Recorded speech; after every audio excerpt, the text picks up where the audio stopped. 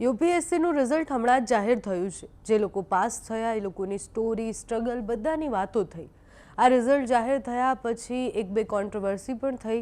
એવા જ એક વિવાદની વાત કરવી છે। નામ છે આસ્થા જૈન અને 9મો રેન્ક આવ્યો છે। સોશિયલ મીડિયા પર યુપીએસસી સામે અઢળક સવાલો આ વિષય પર ઉઠ્યા છે કે આસ્થાનું સિલેક્શન કેવી રીતના થયું, કારણ કે પહેલાં આસ્થાએ જ્યારે પરીક્ષા આપી હતી ત્યારે જનરલ કેટેગરીમાં હતી અને અચાનકથી આ પરીક્ષામાં એ ઈડબ્લ્યુએસમાં કેવી રીતના આવી ગઈ। નમસ્કાર, આપની સાથે હું છું પાયલ।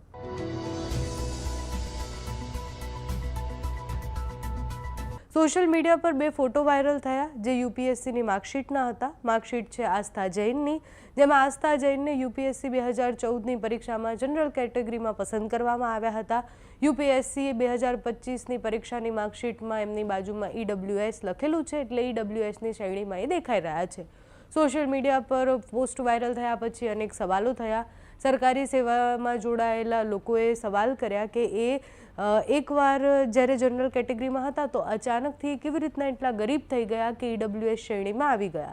લોકો આને સિસ્ટમનો દુરુપયોગ કરી અને ખોટી રીતના ફોર્મ બનાવી અને એટલે જે આવકનો દાખલો છે એ ખોટી રીતના બનાવી ઈડબ્લ્યુએસમાં એમણે ફોર્મ ભર્યું છે એ બધા ઉપર સવાલ કરવા લાગ્યા। બંને માર્કશીટ જોઈએ તો એમાં દેખાય છે કે 2024માં આસ્થા જૈનની માર્કશીટમાં કુલ 969 ગુણ દેખાય છે। 2025ની માર્કશીટમાં 1033 ગુણ દેખાય છે, 9મો નંબર છે અને બાજુમાં ઈડબ્લ્યુએસ લખેલું છે।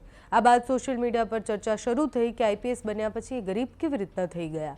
ઈડબ્લ્યુએસ એટલે ઇકોનોમિકલી વીકર સેક્શન હોય છે। એ એવા લોકોની પેટા શ્રેણી છે જેમની વાર્ષિક કૌટુંબિક આવક 8 લાખ કરતાં ઓછી હોય છે અને એટલે જ આ વિવાદ વધારે થયો।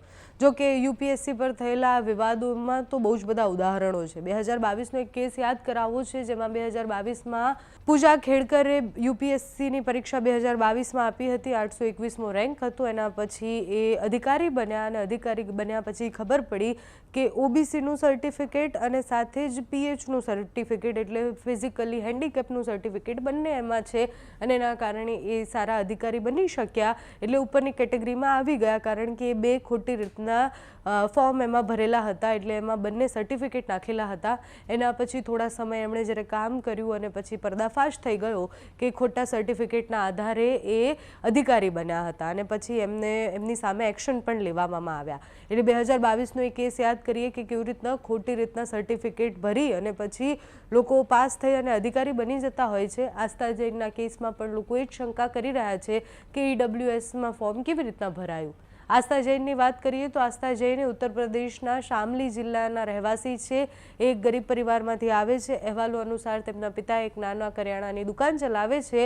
યુપીએસસી 2024માં 186મો ક્રમ આવ્યો હતો। આઈપીએસ અધિકારી બન્યા હતા। આ વખતે યુપીએસસી 2025માં 9મો ક્રમ આવ્યો છે, જેનો અર્થ એ થાય છે કે એ આઈએએસમાં પણ પસંદ થઈ શકે છે। યુપીએસસી પરીક્ષાની જે પ્રક્રિયાઓ છે એના ઉપર બહુ બધા સવાલો આ ફોટો વાયરલ થયા પછી થયા છે। આમ તો યુપીએસસી ઉપર અઢળક સવાલો હોય જ છે। યુપીએસસી પરીક્ષામાં પ્રક્રિયામાં અનામત શ્રેણીનો જે વિષય છે હંમેશા ચર્ચામાં રહેતો હોય છે। એ અનામત પર અનેકવાર ચર્ચાઓ થતી હોય, યુપીએસસી હોય, જીપીએસસી કે કોઈ પણ સ્પર્ધાત્મક પરીક્ષાના રિઝલ્ટ આવે ત્યારે।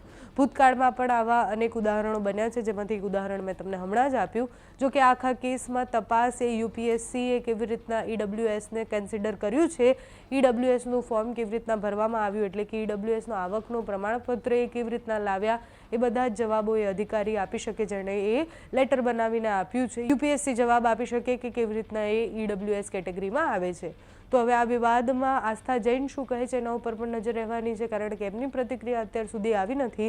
એમનો પક્ષ જાણવો પણ ખૂબ જરૂરી છે। એ શું કહે છે એ પણ જોઈશું, પણ અત્યારે તો આ કોન્ટ્રોવર્સી સોશિયલ મીડિયા પર ખૂબ વાયરલ થઈ રહી છે।